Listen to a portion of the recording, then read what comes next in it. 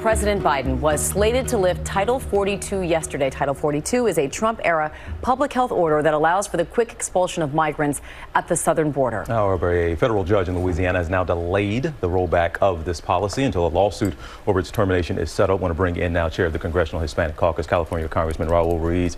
Congressman, thank you for being here with us. And look, this is an immigration policy. Nobody believes this is now a health policy, but explain to our viewers, to Americans, what do you believe is going to happen if this is lifted? There are estimates that some 18,000 a day are just waiting to start crossing the border. What do you think is going to happen when Title 42 is lifted when it comes to that? Well, we have thousands of migrants, asylum seekers who have been stuck at the border fleeing for their lives, waiting to come into the United States for some safety and protection. That includes vulnerable populations, including women, children, the elderly, and the LGBTQ community who have been persecuted even while in Mexico. So these are individuals who have been denied their American law legal right to seek asylum and to due process into the United States due to Title 42, which, by the way, is a public health emergency policy, not a way to manage the border. And so we need to start focusing, and we have been, in terms of the administration and Congress, have been moving to increase resources for better border efficiencies. And Congressman, I could also call you doctor because you are a physician by trade. And we all know COVID cases are back on the rise here in the United States. And as you point out, this was a public health policy. But what would the impact be on public health in the middle still of this pandemic if that was lifted? Well, the studies have shown that there hasn't been any major outbreaks or any significant impact to the pandemic due to migrants crossing the border, even at the border communities.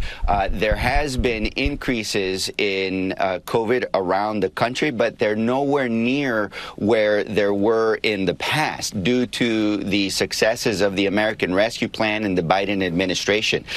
Our numbers are still down compared to the previous surges, and they're not going to reach the peak as they used to be because we have vaccinated the vast majority of the American people. We have testing and quarantining protocols at work that's available at the border. We also have readily available vaccines.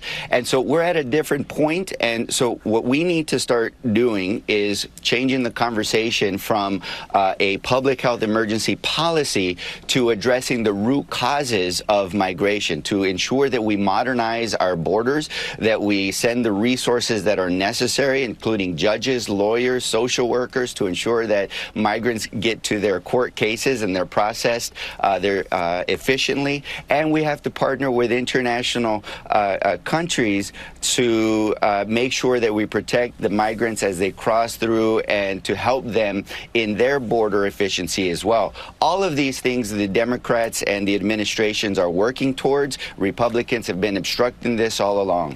Congressman, even some members of the Border Patrol are concerned about handling potential influx if and when Title 42 is lifted.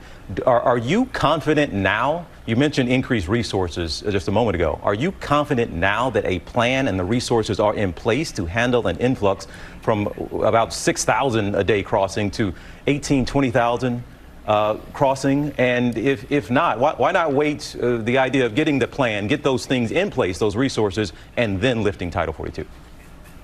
You know, I do believe that there is a plan. There is a 6-pillar plan that was defined by the administration during the hearings. In terms of the resources, the president requested double the amount of resources in this year's budget in order to manage the border. We still need to pass those through appropriations, and you'll see who will vote for them or against them in Congress. And so the Border Patrol agents are trained as law enforcement agents to detain, comprehend, and to deport individuals. We need to start shifting our mind frame into a humanitarian space so that we can send social workers and providers and those that can process people's legal right to seek asylum in the United States. These are under American laws. And so we still need to increase the amount of judges, lawyers, social workers in order to humanely process individuals and give them their due process, legal due process, to hear them out in the court. And if they meet the criteria, then they can stay and seek asylum. Look, the Congressional Hispanic Caucus is consistent in that we believe that anybody who flees a Russian dictator from Ukraine or a drug cartel in Latin America, if they're fleeing for their lives to seek asylum and refuge in our country, under our American laws, they have the legal right to due process, and Title 42 prevents that from happening. And finally, Congressman, I want to talk to you about, I know something you're also very passionate about, and that's helping veterans specifically who are suffering from their exposure to burn pits and other toxins. And just last week, senators reached a bipartisan agreement to aid those veterans. Tell us what type of aid we're talking about. How will this help the approximately 3.5 million veterans suffering right now?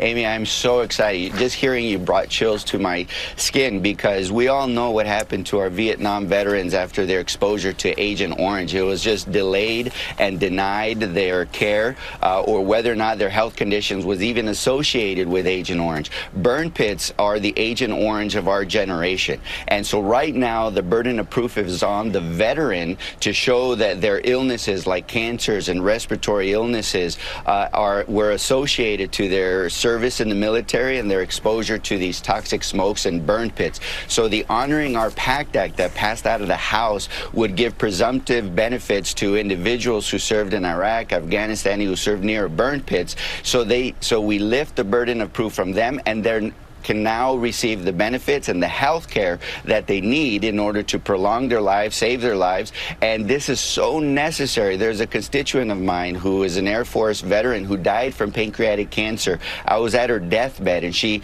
had me promise to her that we would pass legislation in order to prevent other veterans from suffering what she had to go through in order to get the care and the recognition of her illness that was due to these toxic exposures to burn pits.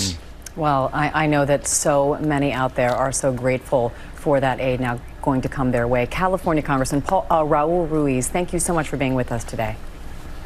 Thank you. Well, hey there, GMA fans. Robin Roberts here. Thanks for checking out our YouTube channel. Lots of great stuff here. So go on, click the subscribe button right over here to get more of awesome videos and content from GMA every day, anytime. We thank you for watching, and we'll see you in the morning on GMA.